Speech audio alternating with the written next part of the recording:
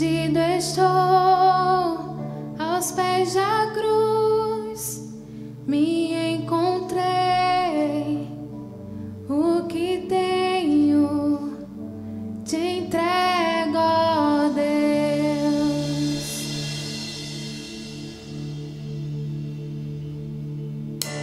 Vem limpar as minhas mãos, purificar meu coração, que eu ande em tudo que tu tens pra mim. Oh, eis-me aqui, rendido estou.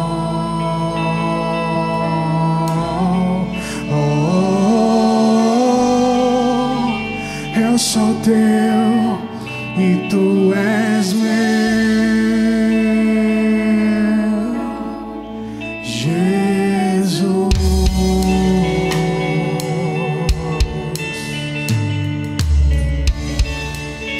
Aleluia. Meus momentos e os dias meus, Meu respirar e o meu viver, que sejam todos pra ti, ó Deus. Oh, eis-me aqui, rendido estou. Oh, eu sou teu e tu és meu. Oh, eis-me aqui, Jesus aqui, Senhor, rendido estou. rendidos na tua presença, Deus. Oh, eu sou teu e tu és meu.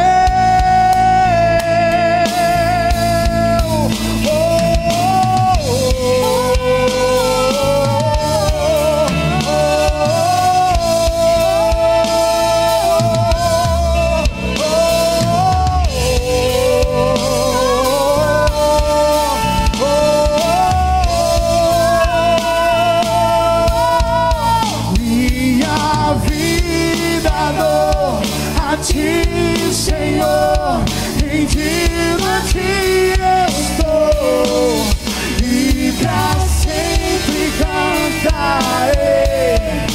Faz em mim o teu querer, minha vida dou a ti, Senhor, rendido a ti estou, e pra sempre cantarei. Faz em mim o teu querer.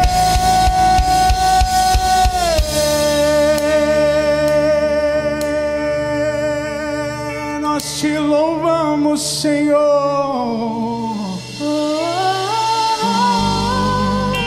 Eis-me aqui, rendido estou aos teus pés, Senhor.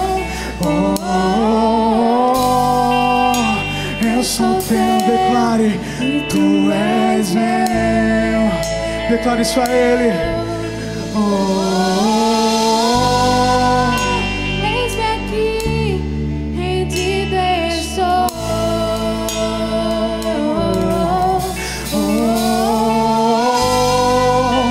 Eu sou teu e tu és meu.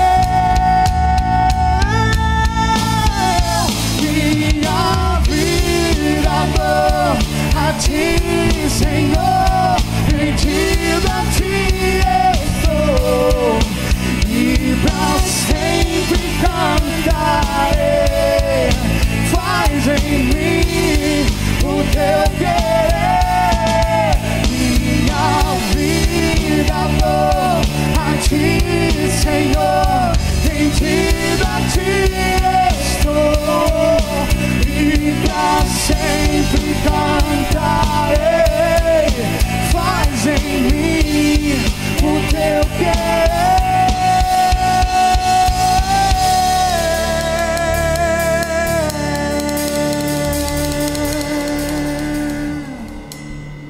era seminarista no Seminário Presbiteriano do Norte, no meu 3º para 4º ano de seminário, depois de ter passado 3 aqui no Betel, quando eu tive possibilidade de conhecer, à época, uma pessoa que ele mesmo não tem ideia de quão influente foi naquele início do meu ministério.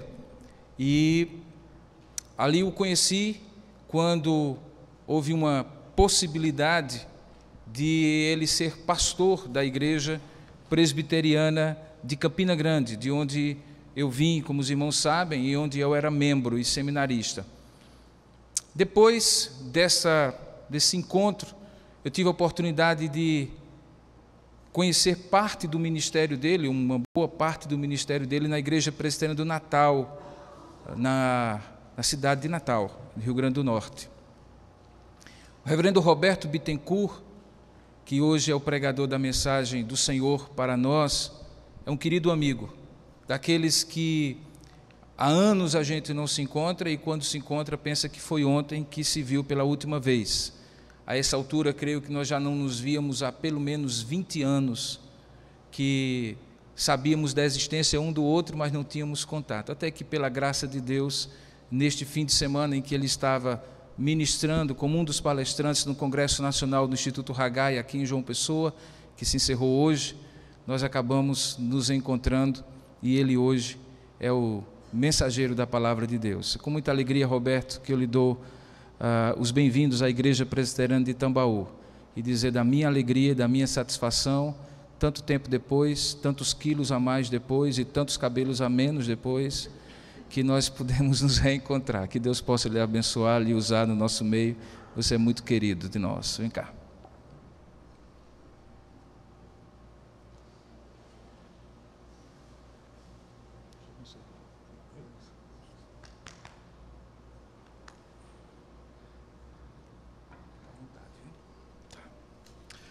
Queridos irmãos, como é gostoso estar de volta ao Nordeste.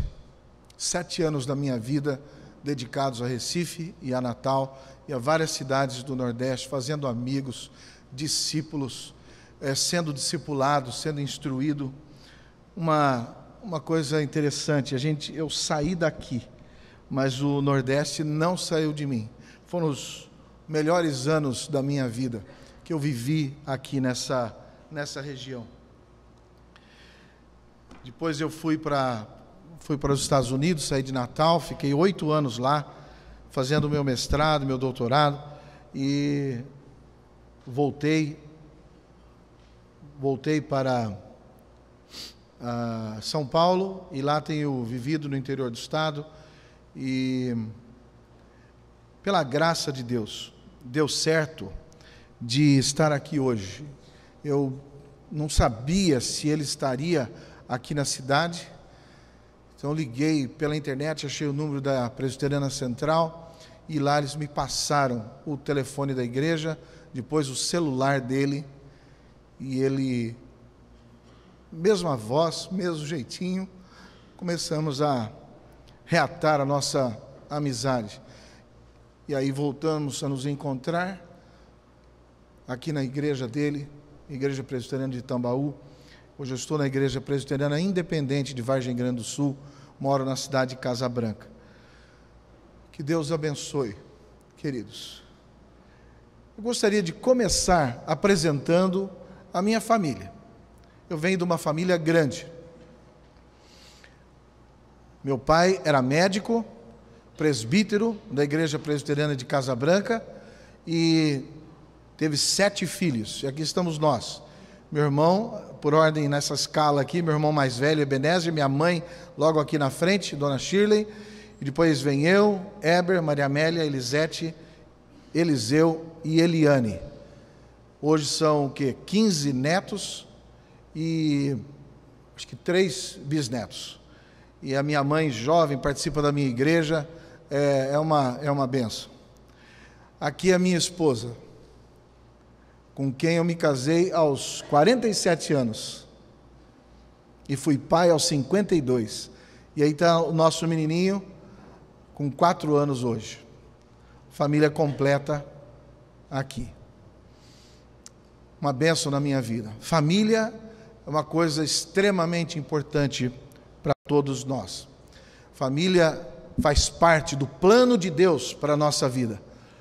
É ali que nós aprendemos, é ali que nós crescemos. O maior foco do discipulado de Deus acontece na família, nessas relações íntimas, nas trocas, quando a gente recebe e dá. Ali Deus realmente destrói o nosso ego e nos reergue pela sua graça e sua misericórdia. Eu gostaria que vocês vissem essa foto inicial, e é uma foto assim bonita, né? Você olha essa foto, você lembra do quê? Pode falar alto aí. O que é? Quais são as ideias que vêm à sua mente quando você vê uma foto assim?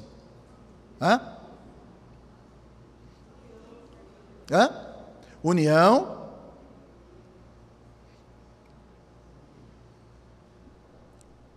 Mais nada?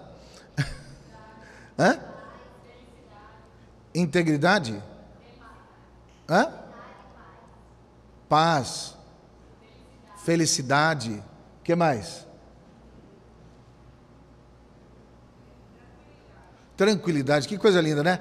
Toda foto passa isso. Essa imagem. Você pega essa foto aqui, ó.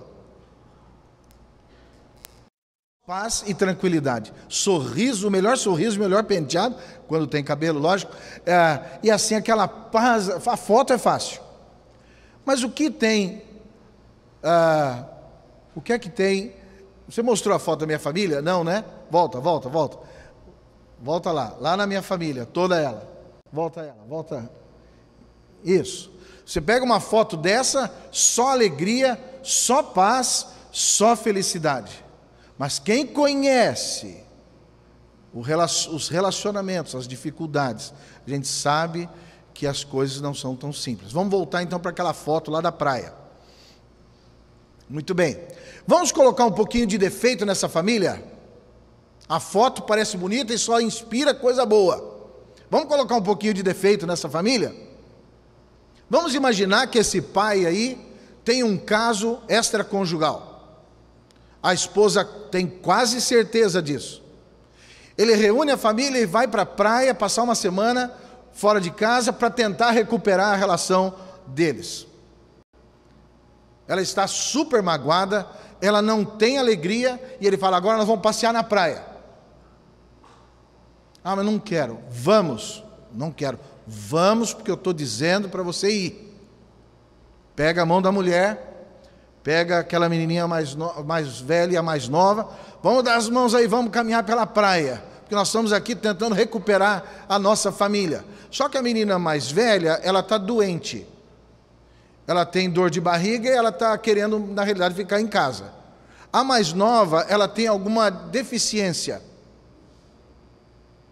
e elas estão em pé de guerra, as duas não se entendem, uma é mais velha e outra é mais nova. O pai, na realidade, já bateu na esposa na semana anterior. Tem mais algum defeito? Eu estou exagerando. A coisa está feia, né? Piorou muito. Mas a verdade é essa. De repente, a foto é muito bonita, mas na realidade, nos bastidores, as competições, as comparações, as preferências dos pais, as divergências entre os irmãos, tudo isso provoca uma desestabilidade na vida da família. Deus tem um plano para a família, e o plano de Deus para a família é hospedar Jesus.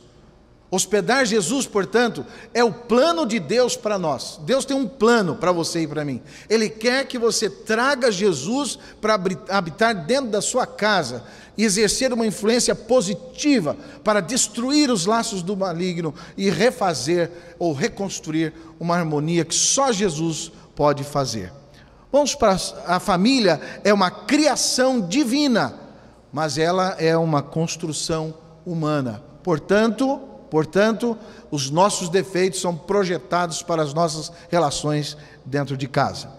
Quando Jesus Cristo veio para o mundo, João 1,14 diz, vamos ler todos juntos? E o Verbo se fez carne e habitou entre nós, cheio de graça e de verdade. Quando Jesus veio ao mundo, ele também veio ao mundo num contexto familiar. Assim como você tem a sua família, Jesus veio num contexto familiar. E nós vamos analisar um pouco as fraquezas das nossas famílias e, quem sabe, as fraquezas da família de Jesus. Mas Jesus, se fazendo homem, ele veio ao mundo num contexto familiar. Em primeiro lugar, minha tese é: não existe família perfeita. Por mais bonito que aparentemente possa, perfeição não existe. Perfeição não existe. Muito bem, essa é uma questão doutrinária. Nós sabemos que não existem famílias perfeitas porque nós não somos perfeitos. Nós ensinamos isso, aprendemos isso desde a escola dominical. Não existe perfeição. Somos pecadores, somos falhos, somos limitados, não conseguimos entender plenamente a graça de Deus. É uma condição humana. Nós somos assim. Em segundo lugar, há uma incapacidade de nossa parte de obedecer a Deus. Essa incapacidade existe, você conhece ela muito bem. Em terceiro lugar, existe uma falta de fé. Quando nós aprendemos os princípios da Escritura, nós não conseguimos colocar em prática, porque a nossa natureza humana nos impede de fazer isso. É por isso que as famílias não são perfeitas. Em segundo lugar, a família não é perfeita exatamente porque nós podemos constatar isso. Não é só uma doutrina que nós ensinamos na escola dominical. Há uma constatação muito clara de que os defeitos existem. Observe, por exemplo, a família dos seus pais. Seus pais vieram de famílias, eles se dão bem? As famílias se dão bem? Você hoje se dá bem com a sua sogra? Se dá bem com o seu sogro? Se dá bem com os seus cunhados? Analise a história familiar que você tem, que você herdou. Como é que foi, por exemplo, o namoro do seu pai, da sua mãe? Como foi o noivado deles? Como é que foi o casamento? Como é a relação deles? Meu pai se casou com a minha mãe, ela era 15 anos mais nova, ele tinha 33, ela tinha 18. As diferenças pela idade eram muito grandes. Só isso já gerou uma série de conflitos na relação deles. Claro, outros mais, pela própria natureza humana, pelos próprios defeitos de personalidade, tudo isso trazia para dentro de casa uma série de dificuldades, de deformações naturais do homem, especialmente na relação de um homem com uma mulher e na relação desse homem e dessa mulher com os seus filhos. Muito bem, existe também uma quebra clara de princípios de comunicação, princípios de disciplina, princípios de toda a ordem, que nós aprendemos, mas não conseguimos aplicar. Essa constatação pode ser vista nos papéis familiares. Por exemplo, na sua família tem um que é tido como inteligente? Tem?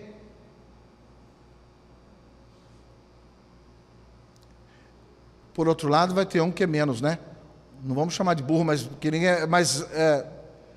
aquele que não aprende, aquele que não vai, não cresce, aquele que não consegue emprego, não tem.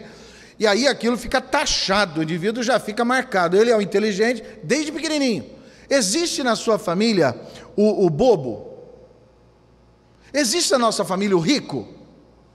Toda família tem um rico. Existe na família o pão duro, na sua, um pão duro? Vamos fazer um caixinha para dar um presente para a mamãe no aniversário. Eu não tenho, eu não dou, só se for R$1. Ele tem, mas ele não dá, ele é o pão duro, já a fama dele de pão duro. Eu conheço gente que é assim, tem, mas não dá. Eu sei que não tem ninguém aqui, mas estou falando de outras igrejas. Mas toda a família tem um pão duro. E o chorão? Você sabe aquele que sabe chorar? Ele está bem, está tranquilo, mas ele chora. Então ele chega para a mamãe dele e fala: ai mamãe, eu estou... Então aí você visita o seu irmão, o sofá já está lá na casa do irmão. Mas o que o nosso sofá está fazendo aqui? Não, mamãe me deu. Agora a gente já sabe que ele é chorão. Então ele foi lá, chorou, ele cantou e pegou a coisa bem. Aí o quadro, que acabou lá na casa dele também. Aí o ferro de passar roupa, a lembrança, aquele quadro de estimação, a coisa sobrou na mão do chorão. Quem daqui tem um chorão na sua família? Não precisa levantar a mão. E você tem também um palhaço? Por exemplo, na minha família, se eu quiser contar uma piada, eles me mandam calar a boca. Quem conta a piada é meu irmão. Eu posso contar para ele e ele contar, mas eu não tenho vez. Ele é o palhaço. Não tem jeito. E se eu contar, ninguém ri. É ele que vai contar. Tá certo, então eu passo para ele e ele conta. Porque é o palhaço da casa. E aquele que é o queridinho? Tem? Ou não?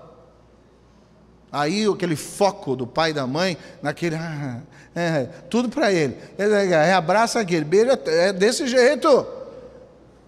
Vocês veem, eu estou falando isso porque eu fui vítima disso, certo? Então, lá tinha os queridinhos, são 7 filhos, né? Do pai e da mãe. Diziam que era eu, mas não era não, eu sei, porque tinha os mais novos, os 2 últimos. Eu não quero entrar muito nesses detalhes, porque depois alguém liga lá para São Paulo, minha mãe está viva, vai ficar chato. Então, agora, existe o chato?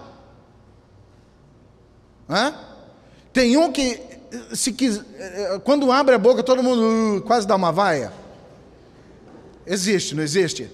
Porque são papéis que nós vamos adotando dentro da nossa família.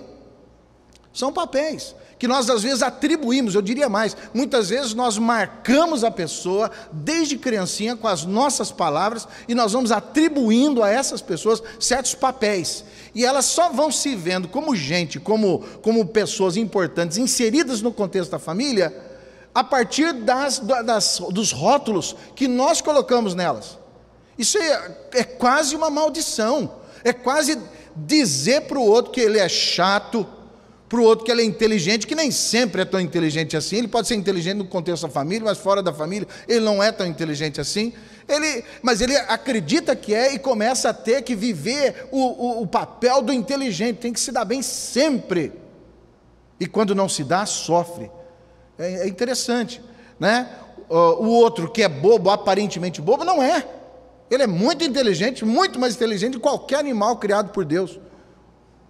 Mas a gente atribui a ele essa condição interessante, e ele sofre a vida inteira, por mais que queira crescer na vida, por mais que queira fazer alguma coisa importante, ele carrega aquela palavra: você não vale nada, você nunca vai dar certo, você é burro, você não...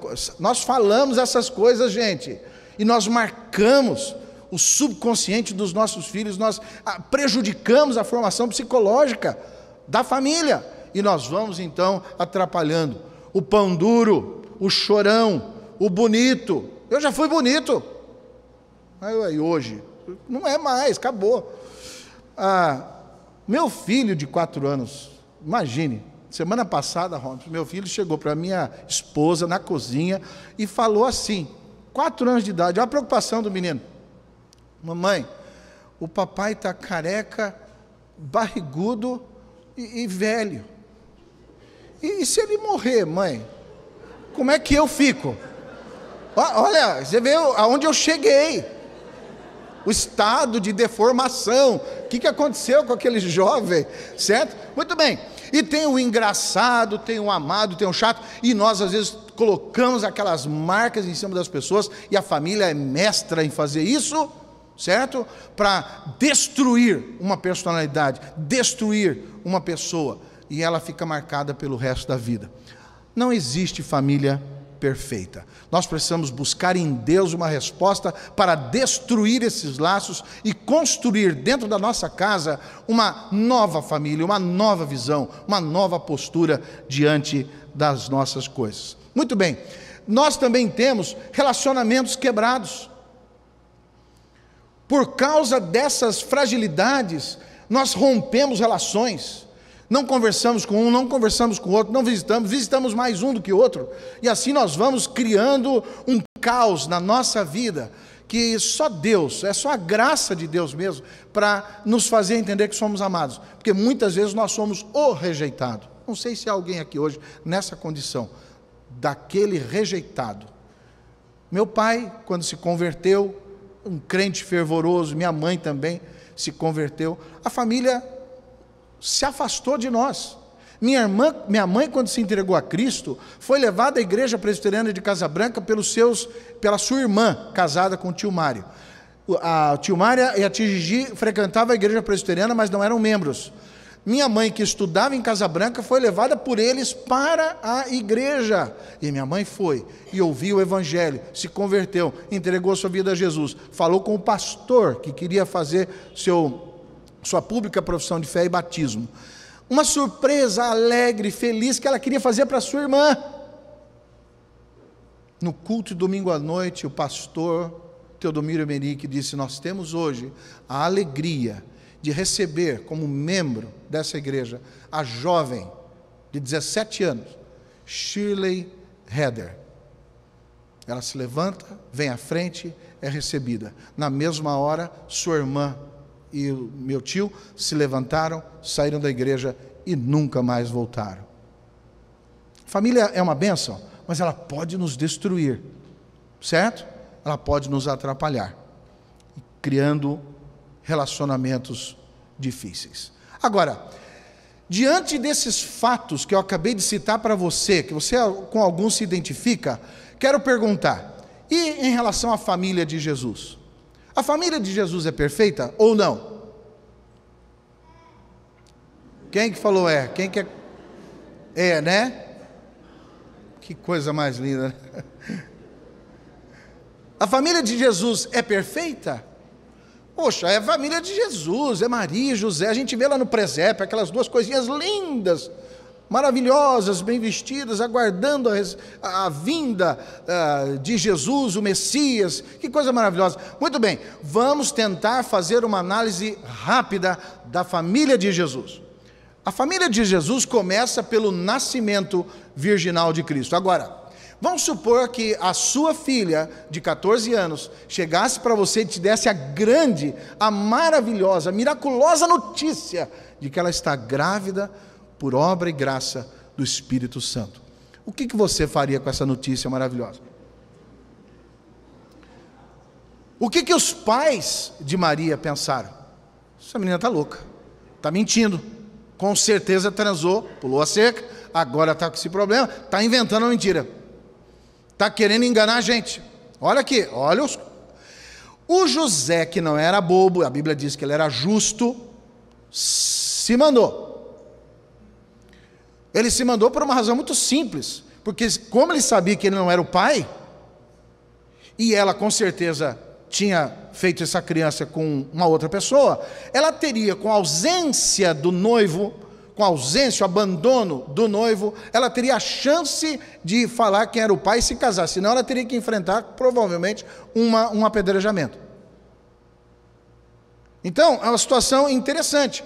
José não acredita, os pais também vão ter que engolir isso aí de uma forma divina, o anjo tem que tocar no coração de José para que ele volte e assuma a criança, e ele, para a população inteira, que com certeza não tinha essa mesma versão espiritualizada do nascimento virginal, e a fama nessa história toda foi outra, certo? Quando José volta, ele volta como? Assumiu a criança. Quem? O corno. E Jesus é aquele palavrão que muita gente fala na rua. O filho da... Vocês estão entendendo? A história familiar de Jesus Cristo começa num plano muito baixo, muito difícil. É claro que Deus, pela sua graça e misericórdia, foi reconstituindo tudo isso. E ao ponto da gente hoje, com base na revelação, podemos olhar para trás e ver que havia realmente uma mão de Deus ali. Agora, vamos seguir para frente. De repente, Jesus Cristo vai para o templo, aos 12 anos de idade. A gente não tem muito detalhes sobre a infância de Jesus, mas aos 12 anos de idade ele vai para o templo. Então saem lá do norte do estado e vão para Jerusalém, para o templo. Quando ele chega no templo, Depois da festa, José e Maria entram na caravana de volta para casa. Olha o que a Bíblia diz.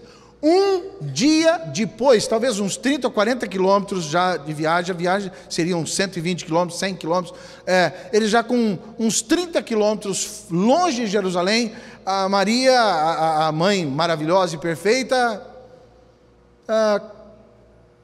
cadê Jesus? Não está aqui. Fala com o pai. Não está comigo. Não é possível, nem com os parentes, não com ninguém. Então ele não está no nosso meio, temos que voltar. Um dia depois, queridos, volta mais um dia para Jerusalém, a Bíblia diz, passaram 3 dias procurando Jesus, dá um total de 5 dias abandonado. Isso é abandono de menor, isso daria um processo, perda de guarda. Isso aí, meus queridos, seria uma crise dentro de casa, ainda bem que não aconteceu aquilo hoje. Vocês concordam comigo? Então vocês vejam, aqui é uma mãe normal, como qualquer outra, que pode esquecer uma criança dentro de um carro e sofrer É interessante como acontece hoje, mas naquela época aconteceu com Maria e José. Então não são pais perfeitos. Vamos pensar agora em José. José, ele é calado. A única vez que ele fala alguma coisa é naquele início.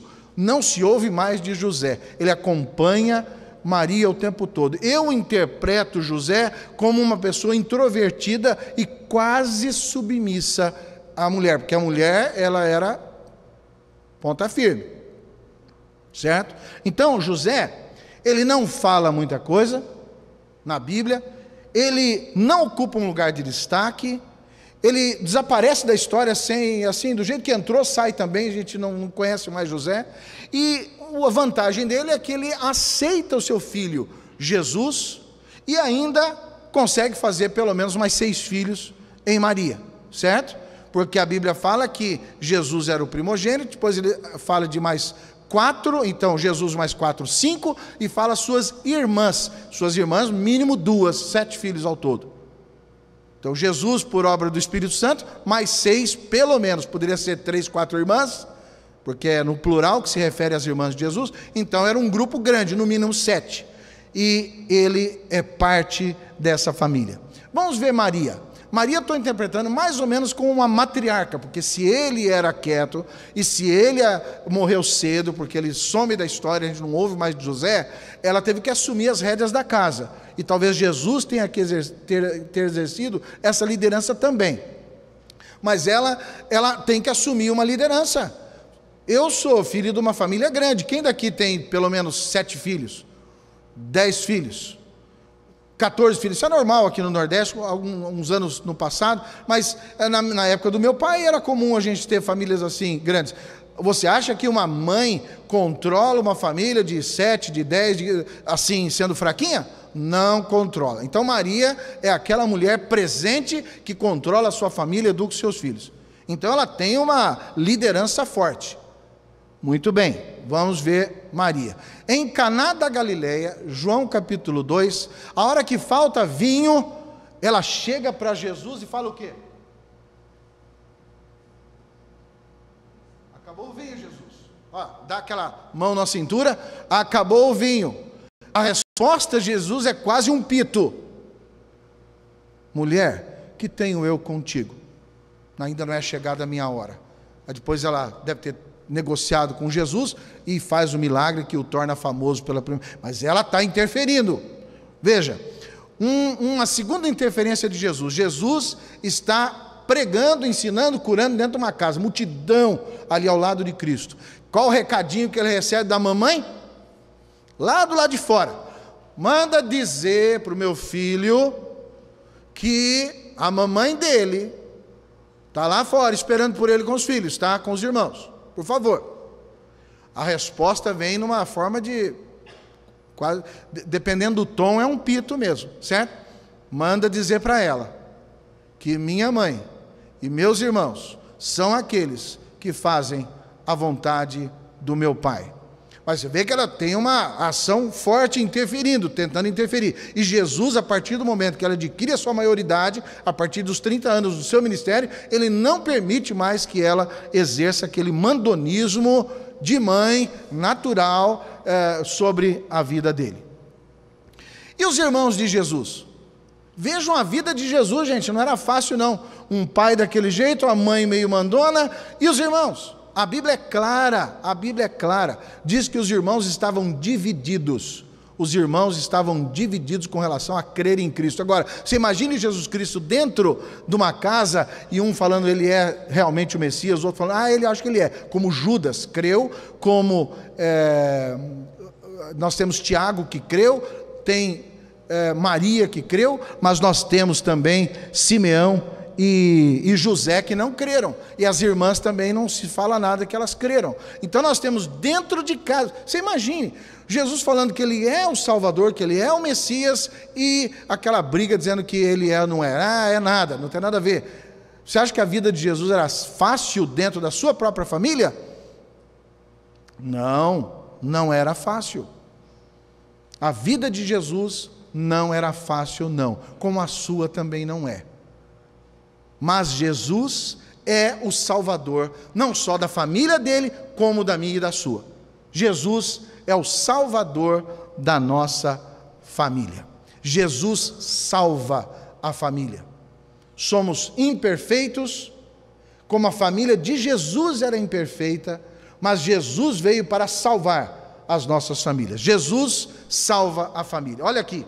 Em ti serão benditas todas as famílias da terra. Essa era a promessa feita a Abraão. É uma referência a Jesus, que viria ao mundo para abençoar as famílias. Em segundo lugar, a Bíblia diz que aquele que viria da parte de Deus, esse profeta, ele converteria, o coração dos pais aos filhos e o coração dos filhos a seus pais. É uma promessa de Deus para você e para mim. Depois, quando Paulo está preso e tem aquele terremoto, o que acontece? Um carcereiro está ao ponto de se matar, e ele fala, não faça nada, e ele fala, o que eu devo fazer para ser salvo? E a resposta foi simples, crê no Senhor Jesus e será salvo tu e a tua casa. A tua casa não será salva por procuração, porque você creu, você se transfere automaticamente, mas você vai falar do Evangelho para a sua família, e a família vai se converter. Muita gente já trouxe a família toda para Jesus, outros não conseguiram fazer isso. Eu tenho, por exemplo, na minha igreja, uma senhora sentada aqui, ela senta assim, nessa posição aqui. Ela, toda vez que eu falo em família, ela chora, porque ela é bisavó, a filha, a neta e a bisneta moram próximas a ela na cidade, já frequentaram a igreja e hoje não frequentam mais. Então ela vem sozinha, separada do marido, vem sozinha, senta aqui para ouvir a palavra. E quando o assunto é família, ela só abaixa a cabeça e chora. Conversando recentemente como pastor com a sua filha, sua neta, sua bisneta, eu falei, olha gente, a melhor coisa, porque elas são preocupadas com a saúde, da avó, da mãe, eu falei, olha, a melhor coisa que vocês vão fazer por ela é se vocês voltarem ao convívio da igreja. Não tem razão por que vocês continuarem nessa situação. Volta para a igreja, ela vai remoçar, vai rejuvenescer, só pelo fato de vocês estarem juntos dela. É assim, crê no Senhor Jesus e será salvo tu e a tua casa. Por fim, nós temos uma outra promessa. Vamos supor que por amor a Jesus ou por algum problema você ficou sem família, você está sozinho, provavelmente todos morreram, talvez você esteja solteiro ou solteira. Eu fui solteiro por 47 anos, me casei aos 47 anos, mas nunca me senti sozinho, porque a promessa de Deus qual é? Que Ele vai, se eu perder pai e mãe por amor a Jesus, Ele vai suprir essa necessidade até em 100 vezes mais. Eu sempre que estive nas igrejas, ou pastoreando, ou visitando, sempre me senti cercado de pais, e mães, irmãos, irmãs e até filhos. Investi muito na vida dos filhos dos outros, sem ser pai, certo? Então Deus promove isso na nossa vida. Muito bem, para a gente concluir, nossas famílias são imperfeitas, a sua e a minha, como a de Jesus era. Mas as nossas famílias recebem o Senhor Jesus, o nosso Salvador, com uma promessa de restauração da nossa vida. Isso é muito importante, porque Jesus restaura os nossos relacionamentos quebrados. Vou contar um pouquinho de mim. Eu fui um adolescente rebelde, fui um adolescente que teve ódio do meu pai, nem sei o motivo, não tinha razão para ter aquele ódio, mas dos 12 anos até os 17, quando eu me converti, eu nutri no meu coração uma raiva, um ódio do meu pai. Eu não chamava de pai, tinha raiva, uma certa revolta contra Deus por me chamar Roberto, que era o nome do meu pai, por ser o Júnior. Eu tinha que ser lembrado constantemente pelo meu nome, que eu tinha o mesmo nome do meu pai. Não sei de onde surgiu isso, mas aquilo cresceu no meu coração. Tinha nojo dele, não queria me assentar do lado do meu pai na mesa, não queria ouvi-lo comer. É uma coisa que eu fico no meu coração. Será que o meu filho vai eventualmente ter isso por mim? Um ódio gratuito? Será? Eu peço a Deus que não, porque eu não sei quanto tempo eu vou ter com ele, por ser velho, mais velho. Com certeza eu vou ficar menos tempo, ter menos chance de ver meu filho fazer as coisas, crescer, e é natural que isso aconteça. Mas eu não gostaria que justamente na sua adolescência ele nutrisse o mesmo ódio que eu nutri pelo meu pai. E foi assim que aconteceu comigo. Deus, de alguma forma, teve que trabalhar o meu coração. E eu resisti, eu fui o único filho que deu trabalho mesmo dentro de casa. Ele foi falando da minha necessidade de entregar minha vida para Jesus. E eu sabia que a partir do momento que eu entregasse a minha vida para Jesus, eu teria que voltar e conversar, e confrontar meu pai. Entreguei minha vida para Jesus, sabendo que deveria fazer isso. Na primeira semana ou segunda semana, eu pedi a Deus coragem para pedir perdão para o meu pai. Ele estava sentado na mesa na hora do almoço, vestido de branco, num plantão médico na Santa Casa. Esperei meus irmãos saírem, e eu me aproximei do meu pai, assim, quietinho, falei: pai, poderia falar com o senhor, pai? Eu queria dizer uma coisa para o senhor: eu não tenho sido o filho que o senhor merece ter, mas eu agora sou seu irmão em Cristo. Eu queria que o senhor me perdoasse, pai. O senhor me perdoasse das grosserias, da falta de amor pelo senhor. O senhor me perdoa? Meu pai afastou a cadeira, abriu os braços, me abraçou, falou: filho, eu já fiz muita besteira também, está tudo perdoado, filho. Tua vida, vamos começar de novo. Aos 17 anos, meu pai se transforma no meu irmão, no meu amigo, com quem eu pude construir uma relação maravilhosa. Eu fui o filho que teve condições de voltar para casa depois de tanto tempo, depois de 8 anos nos Estados Unidos, pastoreando em Cuiabá, Recife, Natal, indo voltar e cuidar dele nos últimos anos da sua vida. Ele contraiu um câncer e eu voltei para casa, cuidei dele. 4 cirurgias, eu era o filho solteiro que tinha condições de comprar aquele desafio, e fui ao lado do meu pai, tentando ajudá-lo até o fim. Morreu nos meus braços. O meu pai, queridos, o Robson talvez não saiba, mas Robson, depois que eu fui para os Estados Unidos, meu coração, Robson, se esfriou de tal forma que quando eu voltei para o Brasil, eu não conseguia entrar numa igreja.